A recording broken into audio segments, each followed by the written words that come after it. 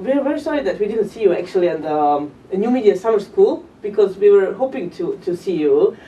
But if you had a chance to speak with our participants, or young people from all over Europe and Northern Africa, what would you tell them regarding internet and safety and digital rights, human rights?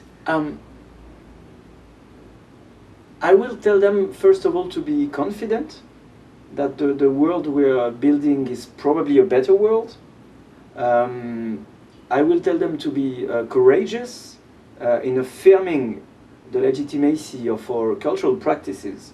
When we do file sharing, we share the files of the works we love, and it is legitimate. We have to claim it, we have to tell it to the world. And I will tell them to get committed into participating into the public debate, into the political issues that's around the defense of our fundamental freedoms online. Because a free, open, decentralized, universal internet is probably the most precious thing that we have between our hands today, and that we share together.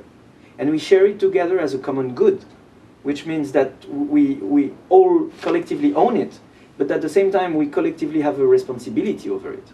And this is this responsibility that we have to play today when a free, open, decentralized internet is threatened by multiple actors. But is it still free? It is becoming increasingly hard to get to access to a really free internet. The level of technical skills that is required is, I think, increasing. And the more you're in an oppressed and authoritarian regime, the more skills you need to be able to access to a free, open internet. And it should be the other way around.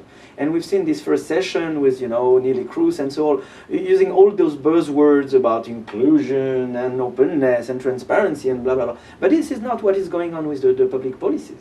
This is not what the acts are not in accordance with the speeches.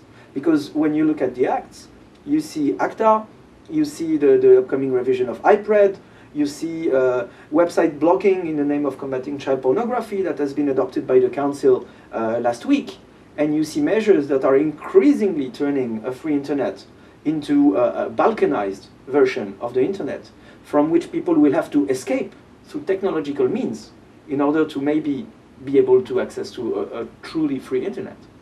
Yeah, but what do you think, what would happen if civil society was the main stakeholder, not governments, not business, but if civil society, including also young people, how would it look like? Is it utopia? Now, I think you're asking this question in reverse, because the whole thing is asking this question in reverse, because we are here asking, how should internet governance be? Who should make the decision? What shall be the governance? But why would there be a need to change anything in the first place? There used to be, the internet happened out of decisions taken collectively by civil society, by industrial actors, by academic actors, and all was done so far in open and transparent process where everybody had a word to say. That's the process of the standardization of the IETF. This is how the internet we use today was built, through completely open, decentralized process. And now governments are thinking, maybe we should, do something else. Maybe we could get more power, maybe we could get more control over it. But I'm not sure this is the way we should ask the question. The question is how we ensure that internet remains open, free, decentralized, and that all fundamental freedoms that are well defined are practiced, are enforced the same way when we're using them through the internet.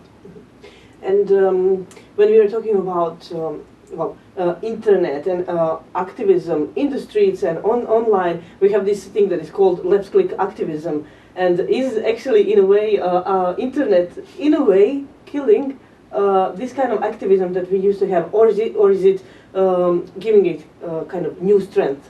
Well, for myself, I don't believe in clicktivism. Mm-hmm. A petition, I clicked, I saved the world. I can go back to my gaming or my porn or social whatever. So I don't think that this is the way it happens. What we do with La Quadrature du Net is we build a toolbox where citizens can get tools to inform themselves, to understand how their freedoms are threatened online, but also, and most importantly, tools to participate in the public debate. So we encourage participation. We say, just take your phone, call member of the, your member of the European Parliament, call the members from that commission that day before they take that decision. Here is some background material, and if you cannot afford to call them, we provide you with a way to call them for free, where we pay for you. And so I think that this is more the way to go, is to enable citizens to participate in those political decisions.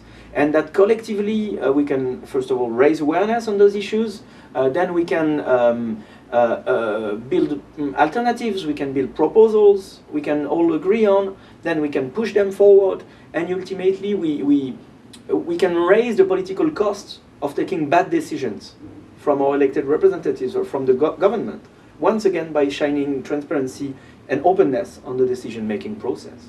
And is Juridik a good place to do these kind of things, to raise issues? And is something going to change after this? You'll tell me. We'll see. We'll see afterwards. Honestly, I don't know. There are so many of those events. To me, it's mostly about meeting people. It is an opportunity for people to gather, and this is how you meet people that you will further be able to collaborate with or to interact with. So to me, it is before all a social occasion to meet people. Is it useful? Time will tell. Well, thank you for joining us. My pleasure.